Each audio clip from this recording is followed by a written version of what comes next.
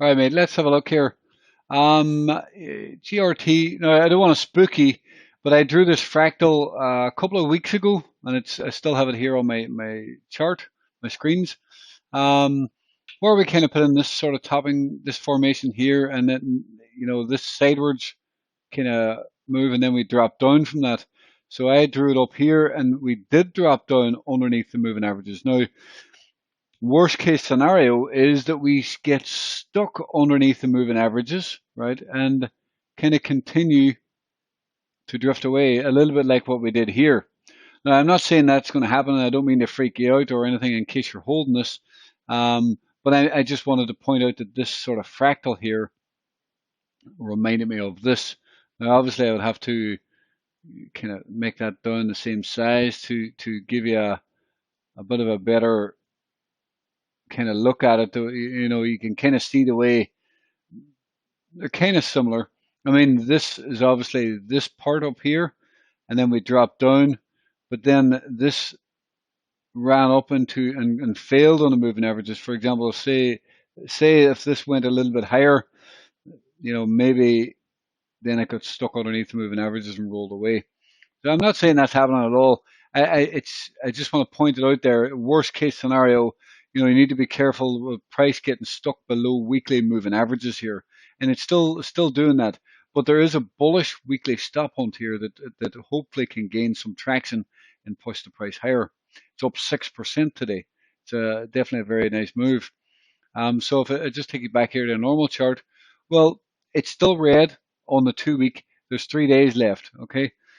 You can see 2 days left in 22 hours. So it's not going to flip green. It's up 6% today, which is really nice because I was looking for a trade earlier, and it's difficult to find a trade today. Everything. My sleeping hours are messed up, and I missed the open the last few days, and coins bounced really hard off the open, and then come 8 o'clock, 6 o'clock my time, or whatever time in the evening time. Everything is already up quite a lot, and it's hard to get on board.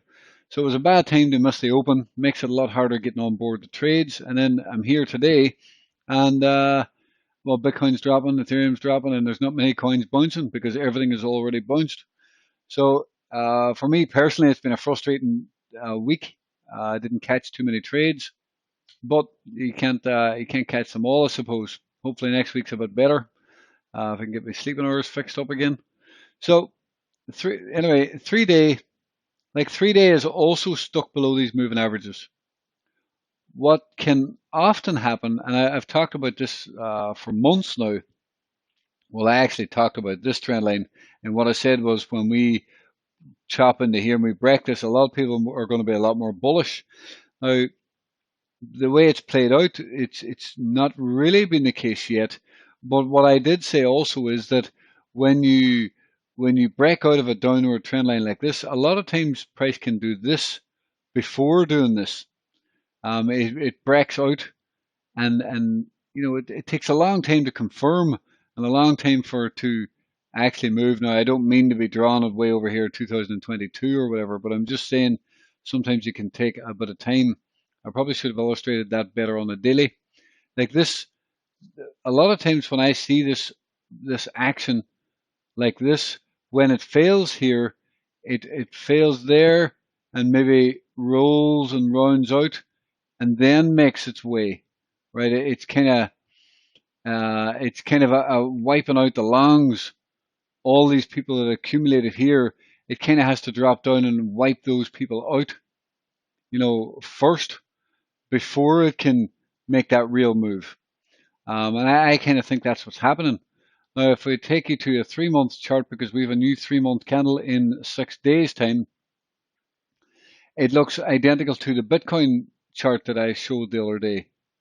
So if you see here, it's almost identical to Bitcoin in the fact that, we close here, we get this bit of a small doji candle, and then you open up on a new 3-month, and then you power higher. But there can be some downside, right? There can be some downside. You can see Bitcoin drop right back down to test the low of this candle, for example, before moving higher. It's likely to do something else, something similar here.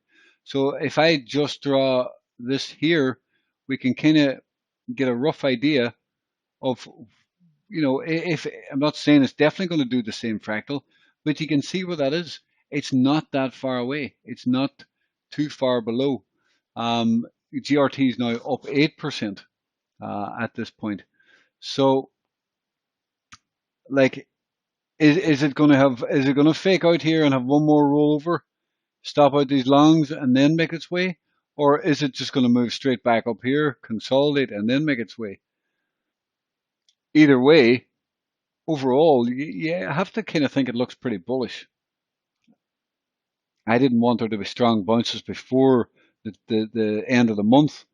I loved this drop. This drop was fantastic, and well, my sleeping hours weren't good this week. I had a lot going on, and then different meetings in Ireland and all sorts of things. But it messed my sleeping hours up, and I missed the open. But I also got a little bit complacent in the fact that I had hoped that these would stay down low into the end of the quarter, and it would give us amazing buying opportunities on the new quarter. And now a lot of coins have bounced, which is slightly frustrating. But there will still be some fantastic trades on the new quarter. Now you're probably looking for an entry today. Of course, it's already up 8%. So I have to say, don't buy this today because it's already too late. It's probably going to go higher and test these moving averages, I would assume, which is about another 3 or 4%. So it could hit 10 or 12% up today, to be honest. But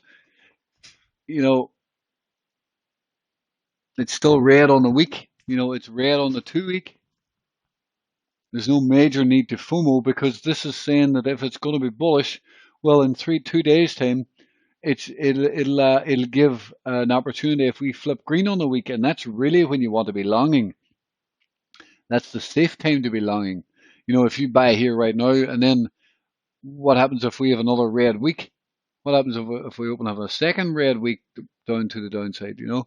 Or this, this is quite a long wick, and price will need to probably at some point come back down and take liquidity down in here to fill this wick. So is it going to come back down next week to fill liquidity before moving higher?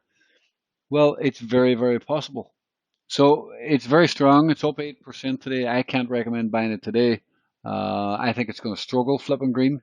It might flip green. I'm not saying it definitely can't. Look at this one. This one flipped green here. If you really, really want to trade it and aim for a situation like this, where it does flip green and there may be some more upside, but you can see on the next week there was a dip down to let you get on board. If you really want to get on board this, it's 10:40 my time, and this is a 4-hour apex. Look at this 4-hour apex kind of playing out. We had a test pump here. This is beautiful, actually. When you see this test pump, you see the 4-hour apex right here, and you see consolidation. You can start to think that it's going to pop up into the red 200 moving average. And this test pump here was a clue that there was buyers here ready to push this higher, and the order book had been cleaned out, allowing it to push higher. I just realized this video is 8 minutes long. I really didn't mean it for that. If you really want to trade this, I would probably suggest trading a new 4-hour candle if you're really looking to get in this to see if it can make moves. But I would be very careful. It's already up 8%. A dip down here would be a lot better. Sometimes you can get a dip. If there was a 3 or 4% dip, then it would be better to get in and try and trade that to a push up to retest the red 200 and even further.